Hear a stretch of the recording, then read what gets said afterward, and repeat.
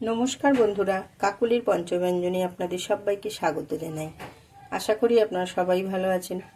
চলে এলাম আরও একটা নতুন রেসিপি নিয়ে। আজকে আমি যে রেসিপিটা করছি তার জন্য আমি এখানে 1 বাটি তিল নিয়ে নিয়েছি, সাদা তিল। এখানে আমার 150 গ্রাম তিল আছে। এবার আমি গ্যাসটা অন করে কড়াই বসিয়ে দিয়েছি। কড়াইতে আমি এই তিলগুলো হালকা ড্রাই রোস্ট করে নেব।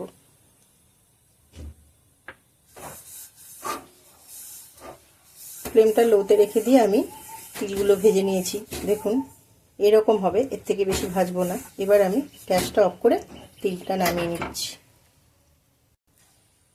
এবার দেখুন বন্ধুরা, আমি গ্যাসটা অন করে আবার কড়াই বসিয়ে দিয়ে কড়াই খানিকটা নুন দিয়ে দিয়েছি।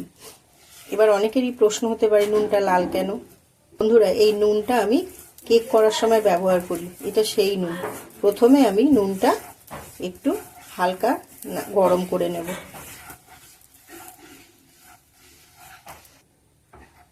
নুনটা আমার হালকা গরম হয়ে গেছে। এবার আমি দেখুন এখানে নিয়ে নিচ্ছি কয়েকটা কাঁঠালের বীজ। এই নুনের উপরে আমি কাঁঠালের বীজ কটা দিয়ে দিলাম।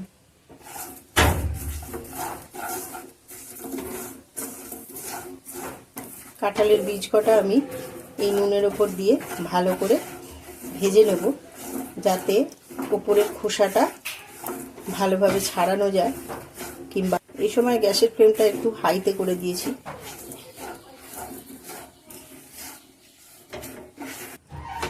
দেখুন বন্ধুরা, কাঁঠালের বীজগুলো আমার ভাজা হয়ে গেছে, এমনিই ছেড়ে যাচ্ছে। আর এখানে একটা কথা বলে দিই, আমি হাই ফ্লেমে দিয়ে 2 থেকে 3 মিনিটই ভাজবেন, বেশি না। কাঁঠালের বীজ কিন্তু এই নুনের মধ্যে থাকলে না ফেটে ওঠে।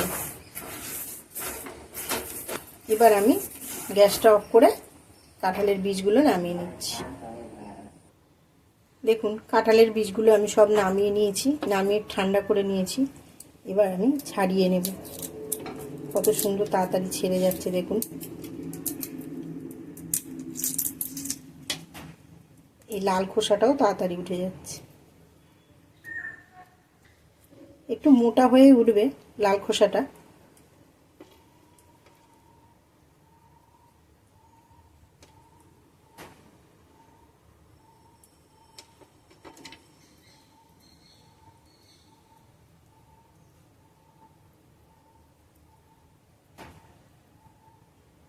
আমি একটা ছোটবেলার কথা আপনাদের সাথে শেয়ার করি।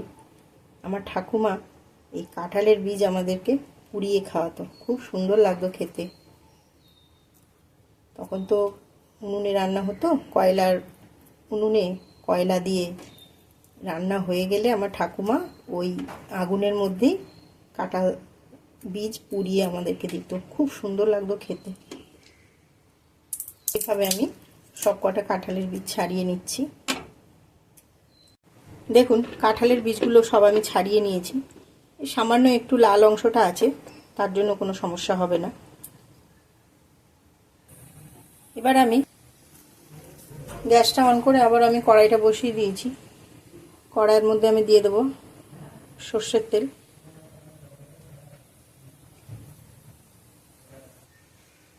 গ্যাসের ফ্লেমটা লোতে রেখে দিয়েছি। দিয়ে আমি কয়েকটা রসুন ভেজে নেব। দেখুন আমি এখানে 6 কোয়া রসুন নিয়েছি, রসুন কটা ভেজে নেব।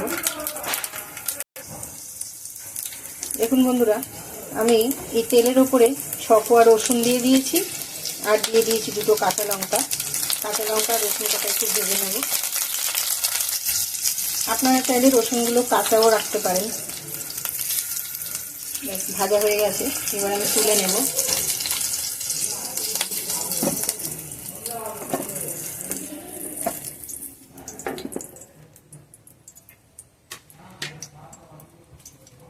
এবারে 2টো শুকনো লঙ্কা ভেজে নিচ্ছি।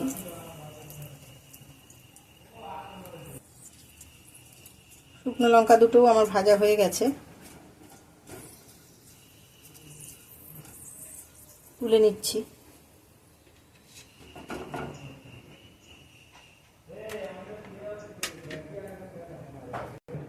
এবার আমি ওই তেলেই দিয়ে দেবো পেঁয়াজ কুচি। আমি এখানে একটা বড় সাইজের পেঁয়াজ কুচি করে নিয়েছি, দিয়ে দিলাম পেঁয়াজ কুচিটা।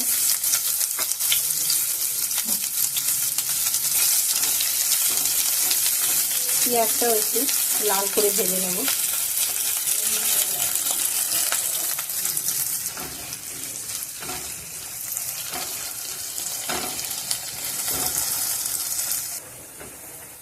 পেঁয়াজটা আমার লাল করে ভাজা হয়ে গেছে দেখুন। এবার আমি পেঁয়াজটা নামিয়ে নেব। এবার আমি ওই পেঁয়াজ ভাজা তেলের ওপরেই দিয়ে দিচ্ছি 1 চামচ সর্ষে, কালো সর্ষে। এবার দিয়ে দিচ্ছি পোস্ত 1 চামচ, আরও হাফ চামচ। বেশি ভাজবো না, 1 মিনিটের মতো একটু নাড়বো।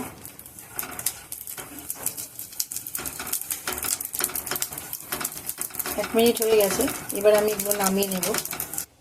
এবার আমি একটা মিক্সিং জার নিয়েছি, নিয়ে প্রথমে আমি দিয়ে দিচ্ছি তিলগুলো। এবারে দিয়ে দিচ্ছি কাঁঠালের বীজগুলো।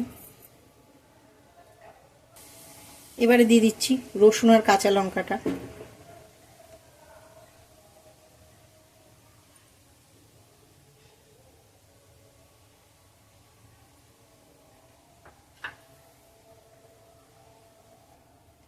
এবারে দিয়ে দিচ্ছি ভাজা পেঁয়াজটা। এবারে দিয়ে দিচ্ছি সর্ষে আর পোস্তটা।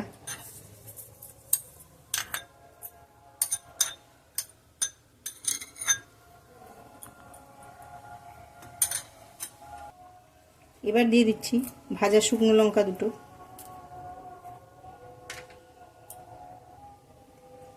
এবার দিয়ে দিচ্ছি নুন 1 চামচ আর অল্প সামান্য। নুনটা বুঝে শুনেই ব্যবহার করবেন। আমি সবসময় বলি ঝাল, নুন, মিষ্টি আপনারা যে যার পছন্দ অনুসারে, যে যার স্বাদ অনুসারেই ব্যবহার করবেন। এবার দিয়ে দিচ্ছি অল্প পরিমাণে কাঁচা সর্ষের তেল। আমি এখানে একদম জলের ব্যবহার করছি না। সবশেষে দিয়ে দিচ্ছি একটা কাঁচা লঙ্কা। এবার আমি ঢাকা দিয়ে মিক্সিতে এটা ভালো করে মিহি করে বেটে নেব। দেখুন বাটা হয়ে গেছে। এবার আমি একটা বোলে ঢেলে নিচ্ছি। এবার আমি এর মধ্যে আরও একটু কাঁচা সর্ষের তেল অ্যাড করছি।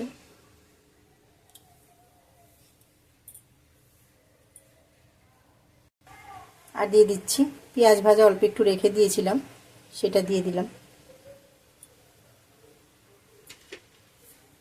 এবার আমি এগুলো একটু ভালো করে মিশিয়ে নেব।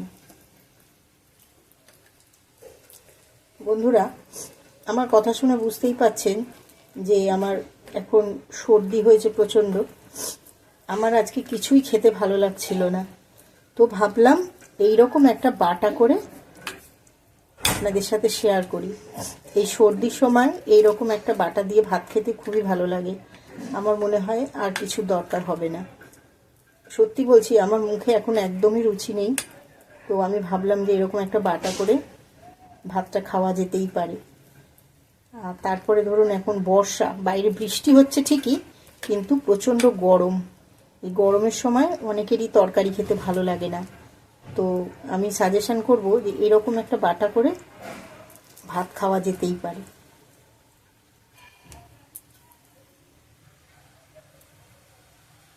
তৈরি হয়ে গেছে আমার কাঁঠাল বীজ ও তিল বাটা।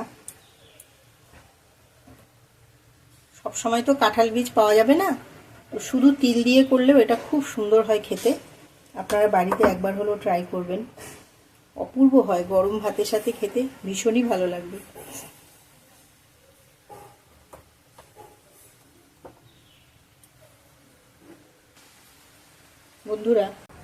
বন্ধুরা আমার এই কাঁঠাল বীজ ও তিল বাটা রেসিপির ভিডিওটা আপনাদের কেমন লাগলো কমেন্ট বক্সে জানাতে ভুলবেন না প্লিজ। লাইক ও শেয়ার করে দেবেন। আর আমার চ্যানেলের নতুন বন্ধু যারা এখনও আমার চ্যানেলটা সাবস্ক্রাইব করেননি, প্লিজ সাবস্ক্রাইব করে দেবেন, যাতে পরবর্তী সময় আমি নতুন কোনো রেসিপির ভিডিও দিলে সেই আপডেট খুব সহজেই বা সবার প্রথম আপনার কাছে পৌঁছে যেতে পারে। এতক্ষণ আমার সাথে থাকার জন্য অনেক অনেক ধন্যবাদ।